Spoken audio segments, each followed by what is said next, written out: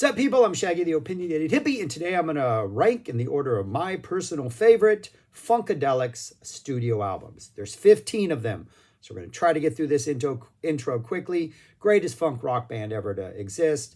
George Clinton's collective of musicians created funk rock as sort of a balance to Parliament's funk R&B.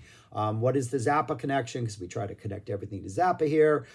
Clinton and Zappa both played with the Brecker brothers, the horn aficionados, the horn experts. Zappa did it in Zappa, New York. Clinton did it with Parliament. But either way, they both exist in a world where the Brecker brothers awe us with their horn powers. 15. I'm not going to do toys. The sort of label going in and digging out stuff from the studio and releasing that. I'm going to do Connections and Disconnections, the one that was sort of an offshoot. It was kind of a breakaway thing that used the Funkadelic name. 15. I'll drop the list at the end. Absolutely love this band. But yeah, let's get going. Number 15 is 2007's By Way of the Drum. The irony of this being called By Way of the Drum, because it is the drum sound that absolutely ruins this album. Recorded in the early 80s, 83 and 85, not released until 2007. If you're looking to present a case about why 80s music production was the worst music production in the history of music production, you can use this album as one of your pieces of evidence.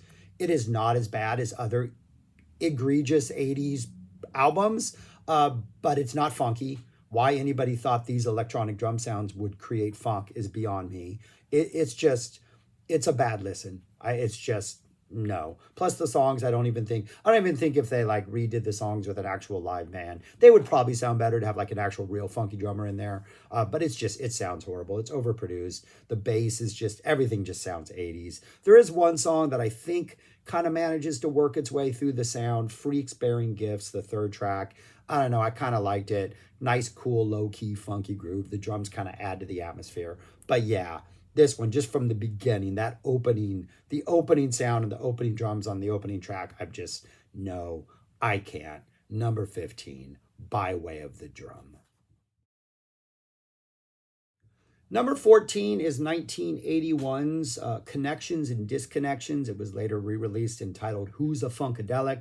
Because three members I think they were in the Parliaments originally and then were part of the P-Funk world for, all through the 70s. They were really, I just felt disenfranchised and disappointed by Clinton's business practices. They went and recorded this album under the name Funkadelic. Robert Christgau, I think famously or infamously referred to this album as Fusac, funk music. I don't think it's that bad. There are moments when it's maybe okay. I don't think it's absolutely horrible. It's got a couple actually kind of good tracks on it. I think actually back to back, the second and third tracks, you'll like it too. It's actually some pretty good funk rock, has some nice keyboard sounds in it. Some really good synth energy, like some of the early 80s synth sounds I think are pretty decent. And then The Witch, I actually think is pretty good. Like really, it's like 9.5 minutes, nice, long, slow, ominous opening, some really good funk grooves in there. It's kind of theatrical. It kind of like, it's kind of a little Parliament, Funkadelic, experimental. It's kind of a fun song. But for the most part, it's kind of light funk. The guitar playing is it's there and they're trying to be aggressive, but I don't think it's anything that you can compare to like Hazel or any of their other like earlier guitar players. Not a horrible album. I think it's better than I've read other critics say. It isn't Clinton had anything to do with it. It maybe probably shouldn't be under the Funkadelic name. Like that's why it's retitled Who's a Funkadelic. But it's down at the bottom. My number 14, Connections and Disconnections, Who's a Funkadelic. Number 13 is 1975's Let's Take It to the Stage. This good album, a solid album. We're like 13 and we're already into like the really, really solid album area. I think a lot of the tracks on here are just really solid funk rock, predictable Funkadelic stuff. They're very much within the world of Funkadelic. I just really think there's two songs that actually maybe stand out. The last song on side A, Get Off Your Ass and Jam, which is just like them going, shit, goddamn, get off your ass and jam over and over and over again. It sounds like a Prince party. It's just a really good vibing song. It sounds like, I know people don't like me referencing Prince, and I know Prince came after this, but it does sound like a late 80s, early 90s, just everybody in the studio having a good time. You got people, all vocalists all over the place and instruments. Really good vibe. The opening song on side 2, Baby, I Owe You Something Good. Probably the most like dynamic song on the album. Kind of, it's got these lows and highs and very kind of a dramatic rock song that I think is really good. And then there's a really interesting track, Atmosphere. The last song is like 7 minutes of like atmosphere. It's like keyboard, trippy, weird, circusy, music-y instrument. Kind of towards the end, things actually start to happen a little more, but they really don't. But it really is just like this keyboard, just keyboard solo atmosphere for like 7 minutes. It is a really, really kind of interesting track that works really well because it's the last song on the album, so you can end with that. But yeah, very interesting direction that they went on that one. But yeah, not a bad album by any stretch of the imagination. I just think there's really only 2 songs that kind of like transcend the genre, or transcend, or kind of can maybe put on other albums and like reach the height of some other songs. But still a pretty solid album. From here on out, all of these albums I think are pretty solid and have at least 1 or 2 tracks. They're like, yeah, this is worth checking out. But that's number 13. Let's take it to the stage. Number 12 is their second album, Free Your Mind and Your Ass Will Follow, released in 1970. Apparently this was recorded while on acid. I think it was also produced while on acid. There are some very interesting production decisions on here, like the volume of the instruments are all over the place, and there is a very like, oh, I'm tripping my balls off while I'm producing this type vibe. There's some really good Hendrix energy in here. I think the highlights are there, so not necessarily the funk, but maybe the rock, the Hendrix guitar, just the vibe of like sort of Hendrix psych rock. And I think compared to the first album, and definitely compared to the one that would follow, the songs just aren't quite there. Like, it's experimental, it's all over the place, it's a head trip to listen to. It's, you know, we got some backward masking vocals, we got some gospel aspect in it that's like over the top stuff, we got the Hendrix, like we got all the elements of what would make Funkadelic great, but it just seems like their headspace was in a really weird place when they were making this, and the results are kind of all over the map in a very like predictably like way too far down the rabbit hole with your psychedelia aspect. But yeah, still it's a solid album. All these things are great, but yeah, I think it's a big drop off from the first one and the third one. I mean, we have 1 and 3 are going to be up here, and then 2 just kind of like, all right, we got to figure some things out before we move forward. Still a great listen and a fun listen and an interesting listen. But personally, it would be my number 12, Free Your Mind and Your Ass Will Follow. Number 11 is their 4th album, America Eats Its Young. Came out in 1972. It's a double album. And I've said this before, but I do think if it was a single album, if you kind of pare down some of the fat, this is a fantastic album. I think this is generally critically underappreciated, and a lot of like rankings I saw otherwise had this lower, and I don't think it's that bad of an album. In fact, I think it has some pretty solid songs.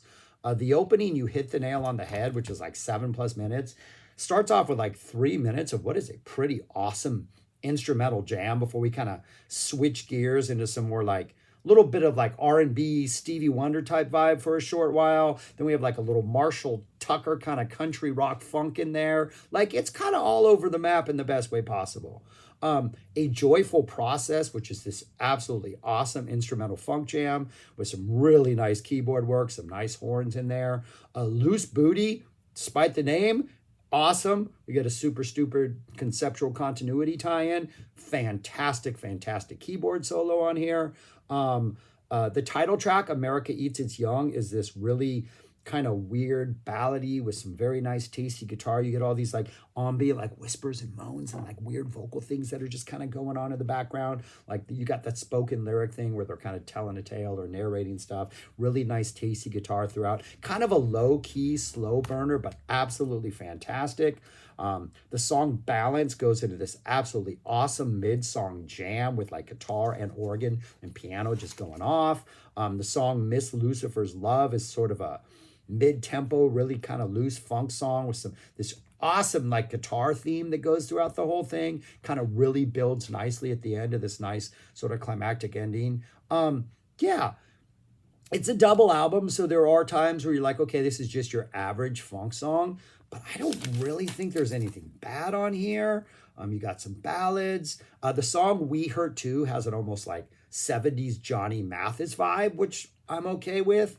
Yeah, man. What else? Fillmore. The song Fillmore kind of reminds me of maybe like a Booker T meets 60s Motown / Stax vibe. Yeah, like there's a lot of different musical genres that Clinton and Funkadelic are pulling from. And so maybe it is a little, all over the map. But I think it's a 4-side album if you have the vinyl.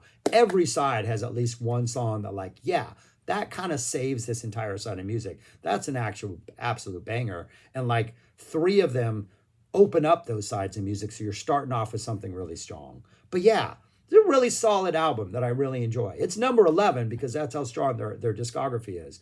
But yeah, a confident 11. And I do think if you maybe pare it down to like a single album, this could be, maybe top 5, could jump quite a ways up there. But yeah, I think this is underappreciated, and I really enjoy this album. If somebody dropped this album today, oh my gosh, it'd be the greatest thing in 2024. But yeah, as it is, it's my number 11, America Eats Its Young. Number 10 is their 12th, which came out in 1981, The Electric Spanking of War Babies, another anti-Vietnam protest album. We get a lot of anti-war protest songs in the 70s, thankfully for Clinton bringing that. This is the album that I think is like solidly on the of great, but never really GOAT level. And you have a whole bunch of songs which work really well that are a little more eclectic and like all over the map in the best way. Like we got a couple songs, what do we got? Electro Cuties and Funk Gets Stronger almost have this pared down James Brown funk vibe for a while, where we're just kind of keeping it with like the drummer, give the drummer some and let him drive that. That's pretty nice. Bertino's Bounce, this short little piece, has this almost like Apocalypse Now drum circle vibe. Reminds me of that. There's a Chicago song, I'm not a big Chicago fan, that has this like just random drum break in the middle that sounds like a drum circle. Bertino's Bounce reminds me of that. Shockwaves drop some reggae on us that actually works. They know how to play reggae. I'm usually not a fan of non-reggae bands dropping reggae because I usually think they mess it up. Yeah, we got some great guitar energy on here. I think this is like a really, really, really solid album in which every track delivers, but I don't think there's anything that really, really stands out. But it's a good listen. It reminds me of a Parliament album, which I had also ranked much lower than a lot of people had, which I also thought was just solidly consistent without any standout, and I can't remember what that was, but it kind of occupies that space for me. Solid album, great listen, really enjoy it. But yeah, number 10 cracks the top 10. I just don't think there's any particular song that stands out, but the listen from start to finish is a really, really solid listen. A good way to start off the 80s, though after this, things wouldn't get much better. All right, but we already talked about those albums. But anyways, number 10, The Electric Spanking of War Babies. Number 9 is Tales of Kid Funkadelic. This came out in 1976 and is their 8th. This one just kind of gets general points for weirdness. There is another song. There was a song on here, a 13-minute song, Tales of Kid Funkadelic, the Opus Delight Years, which is kind of like Atmosphere on the previous album, or the one I just talked about, which is just like keyboards and voices and this atmospheric vibe with just layers and layers of synths and keyboard noises, and they get a little funkier at times, and some congas enter at some points. You get a little like hand percussion in there, but it's just a weird, long, indulgent, interesting like synth keyboard track. And it's not the last song on the side, so you have to sit through it if you want to get to the last song, which is How Do You View You, which has this kind of like a cool swaying reggae vibe. So an interesting choice. The opening butt to butt resuscitation is some really nice kind of sci-fi weird space funk. The song Undisco Kid, an absolute classic. We're flirting with some dance energy there. Might even flirting with some disco energy there. Really nice sort of spacey keys, super funky bass. Great jam on here. Take Your Dead Ass Home. We get some of that typical sort of Parliament vocal type thing coming in there. And then the weird, I'm Never Gonna Tell It, has this strange keyboard electronic vibe, like some dance energy. It also has this weird sort of 2010-ish, like Portugal the Man, sort of psych alt rock energy with like the weird choral singing and stuff like that. It really like off censored colors, Portugal the Man, circa censored colors. Really weird, interesting, cool song, but this album is kind of weird, and I think the points for the weirdness, I think it helps it. So yeah, interesting album. That Tales of Kid Funkadelic, just such a weird, indulgent track to drop on the middle of a side, but it works.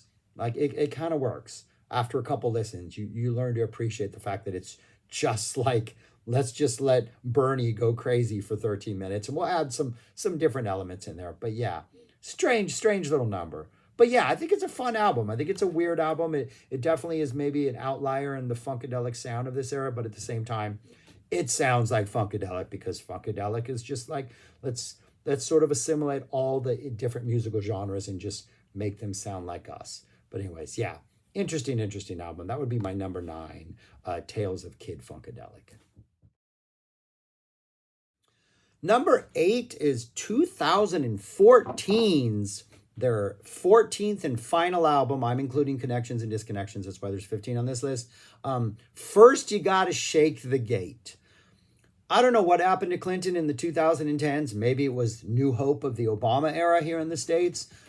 Parliament dropped an album in 2018 that was fantastic. This is fantastic. A lot of it doesn't sound like traditional 70s Funkadelic, but I think this is like, Funkadelic is like punk rock. Like London Calling does not sound like punk rock, but it's probably the greatest punk album ever made, because punk is not music, it's an attitude.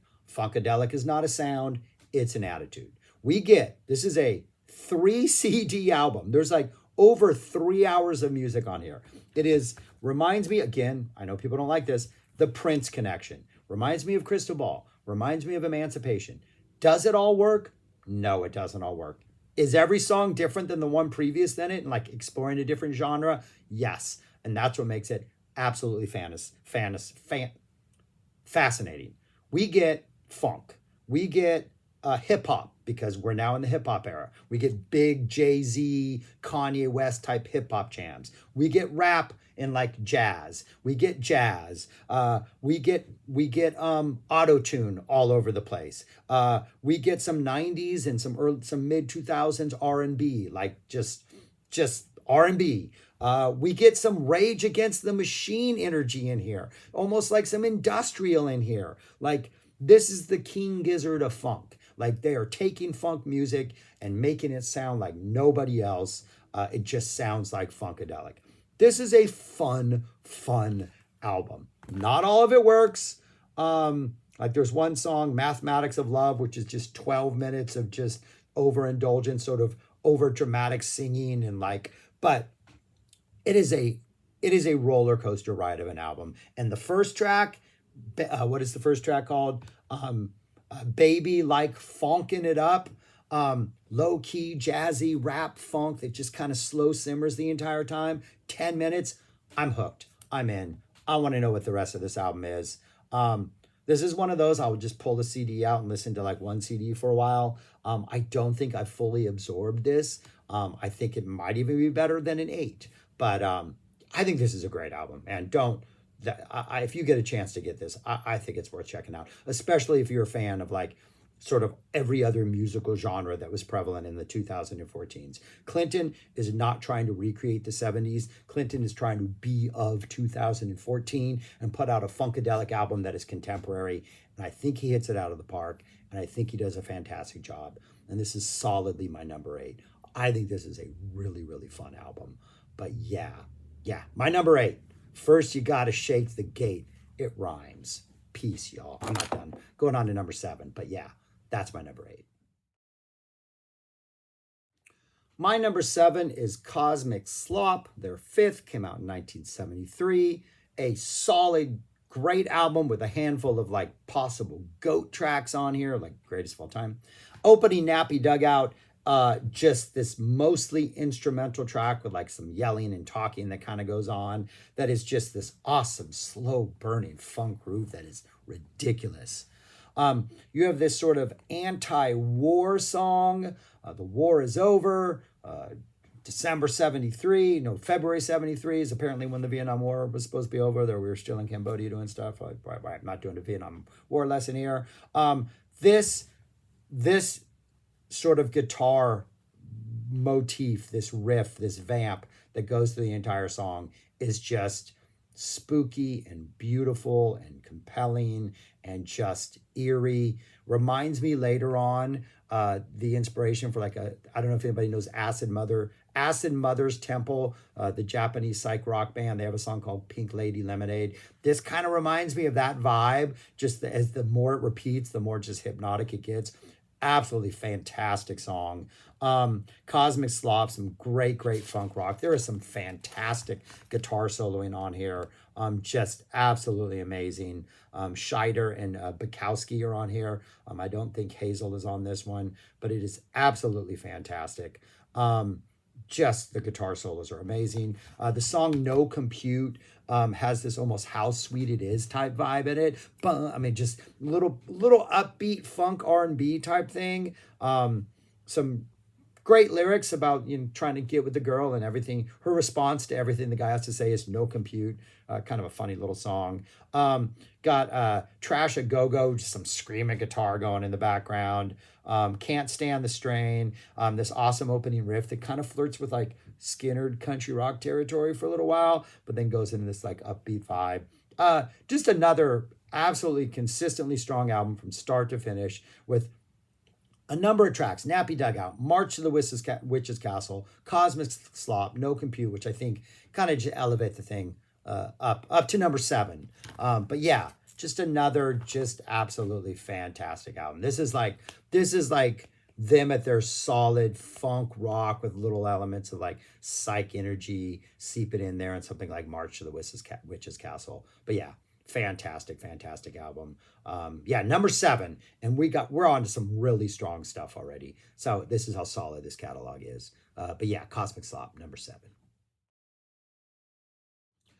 Number 6 is 1976 Hardcore Jollies. This is their 9th. This is the last album before 3 members would leave and then go make their own album later on. This came out in 76. This is a guitar.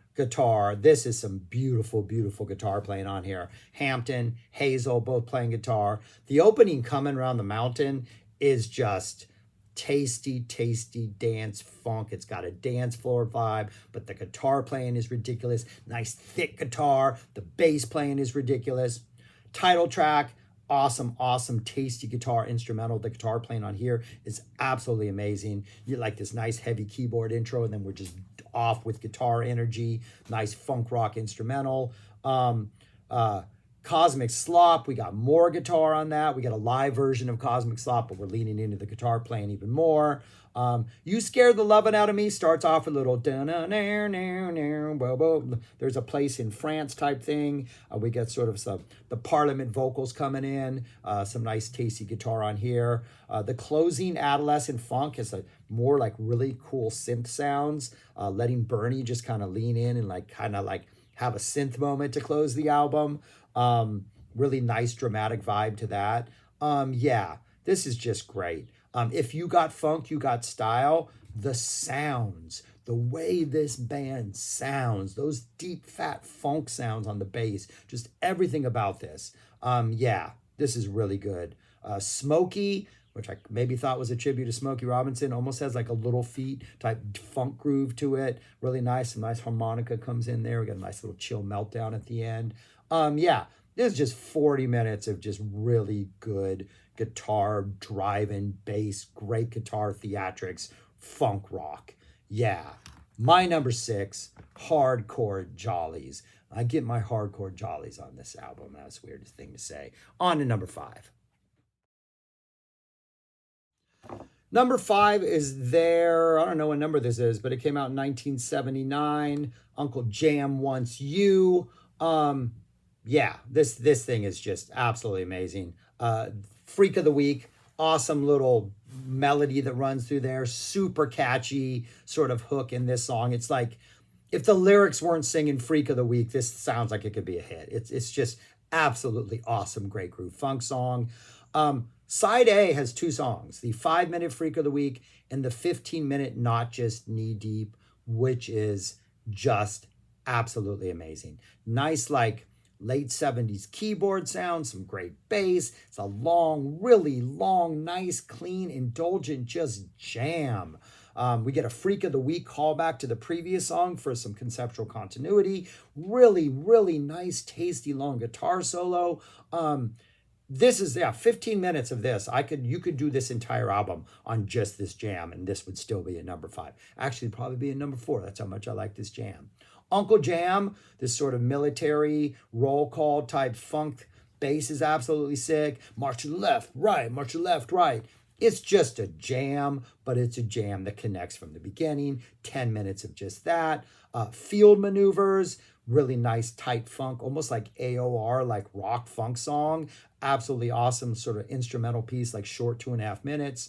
Holly Wants to Go to California, this sort of theatrical piano bass ballad piece with some nice little like audience cheering in the background at every stage. And then some very military march, almost like, roll call type thing, Foot Soldiers, Star Spangled Funky to close it out. But really, you got a 15.5 minute Not Just Knee Deep and a 10.5 minute Uncle Jam. Those 2 things alone elevate this to 5. But every other song on here delivers in just really good, effective, short funk rock ways. It sounds fantastic. The playing is fantastic.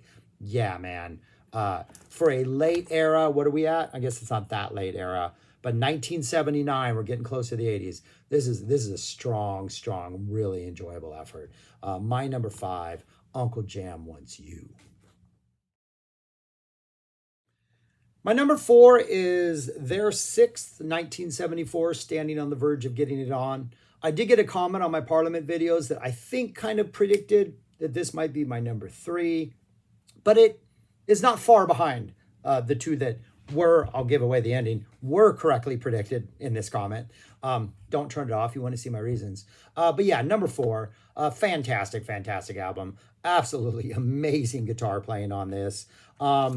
A whole bunch of banging songs on here. Red Hot Mama opens up with just some absolutely amazing organ, some amazing guitar, absolutely great guitar solo in this. Fantastic opener.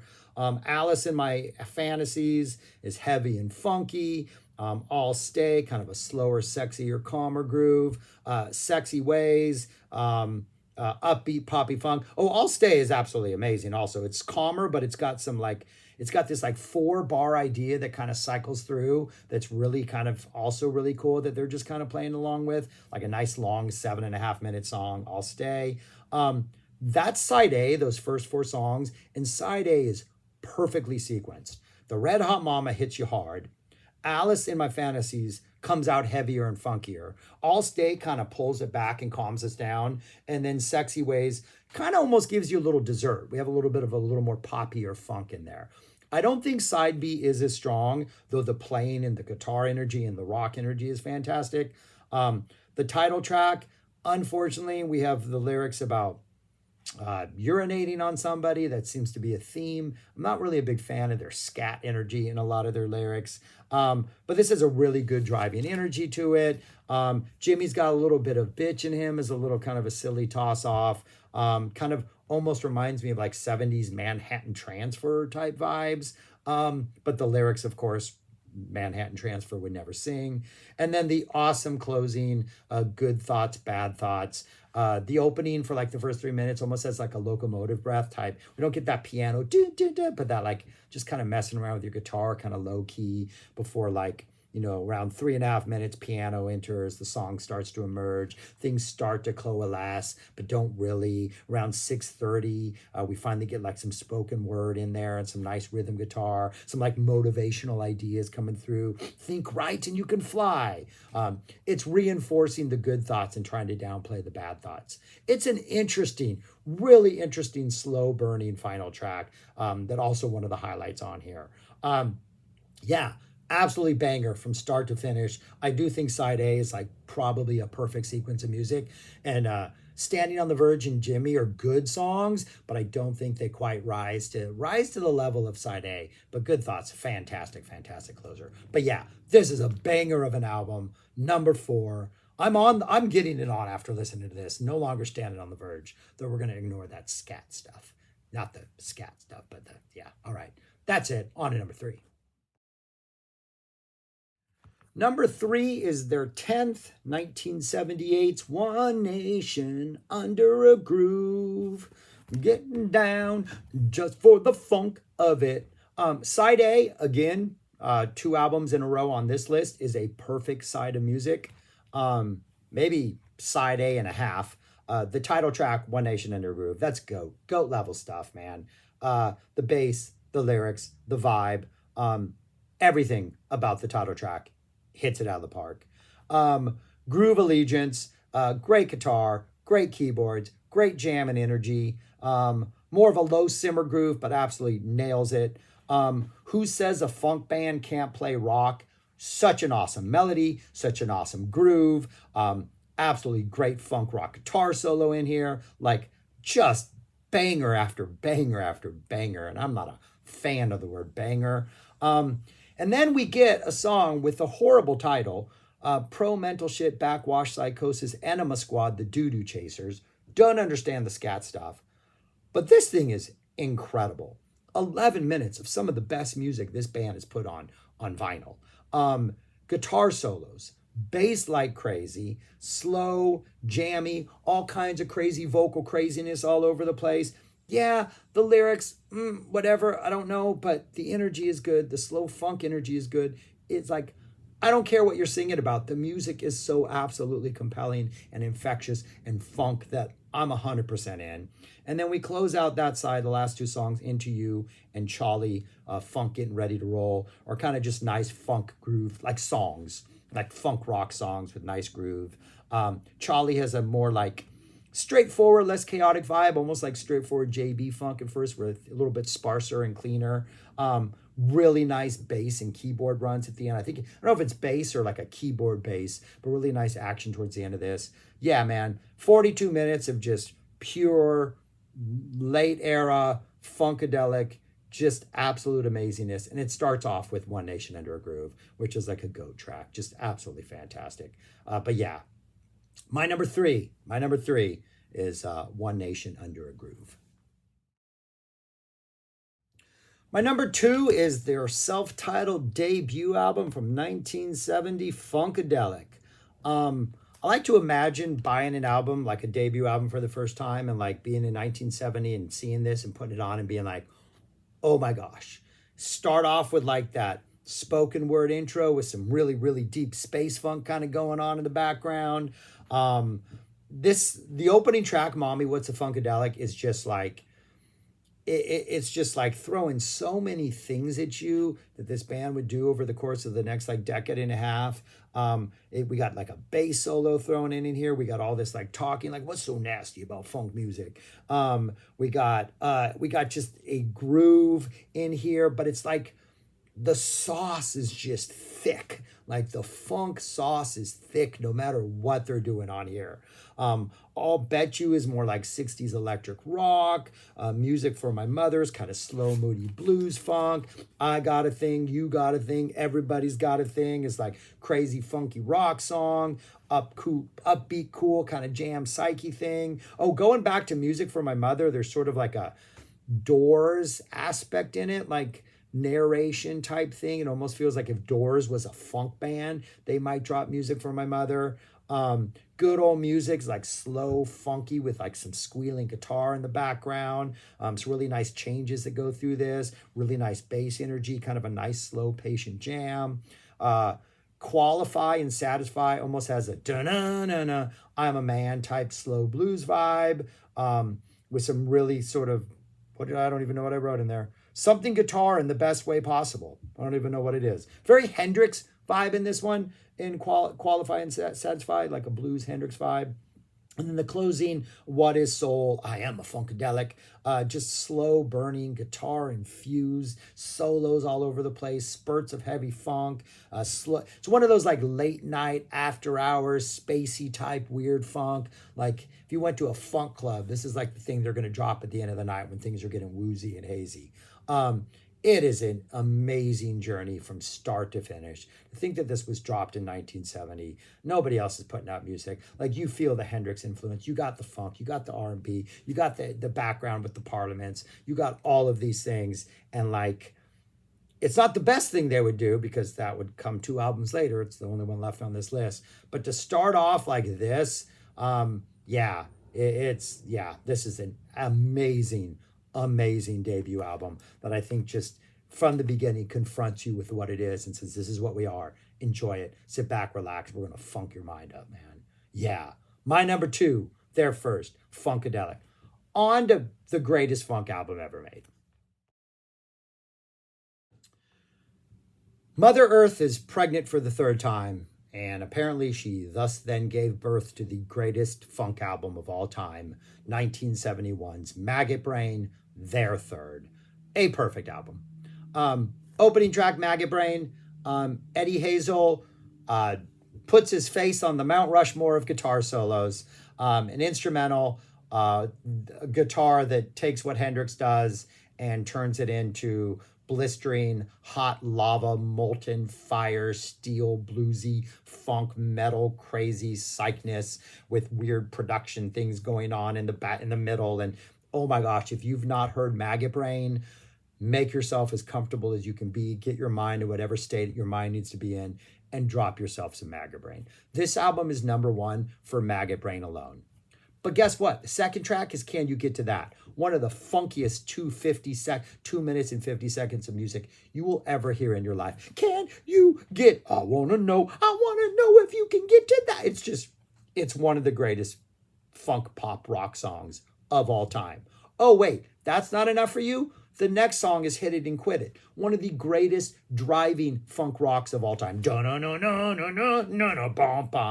you got You and Your Folks in. This song is banger after banger after classic after funk rock, blow your mind. We get super stupid, kind of hit and quit it. We're just driving down that hard rock, funk rock lane as aggressive as we want to be. The guitar is crazy, back in our minds. And we end with Wars of Armageddon, which is sort of like let's have a funk jam and just layer all kinds of weird production noises over it and make this chaotic thing about war and Armageddon and just like aural chaos, but you still want to kind of groove and funk to it because that's what this band does best. This is a perfect album. From like the pairing of Maggot Brain opening and Wars of Armageddon, that pairing of just like of approaches with all this just amazing little short little numbers in between that bring so many different elements of funk and rock and R&B and oh my gosh, yeah, this is a perfect album. It's a perfect album. It's so perfect that if I were to like say reconceptualize the Apple Top 100 list, it's probably going to make it on my version of that list to give away that video in the future. But yeah, my number 1, not even a discussion, Maggot Brain. That's what the list looked like. I officially did it under 40 minutes, though by the time I'm talking and done with this, it'll probably be over 40 minutes, but maybe I could wrap it up quickly. I drank a lot of coffee this morning, so I think that helped. But yeah, Let me know your list. Let me know what I messed up on. Let me know if you revisited any of these because of this. Let me know your thoughts on that 2014 album, which I think is a banger. You know how these things work. Subscribe, like, share, comment, do all of that stuff. Thanks for watching. Thanks for sitting through all this. I appreciate your time and your energy and your comments and your love and all that stuff. But yeah, Funkadelic. I'm gonna go listen to Magabrand again. I got some errands to do. We're gonna pop that CD in the car and lose our minds for 40 plus minutes or however long that album is. All right. Thanks for watching. Peace. Talk to you later.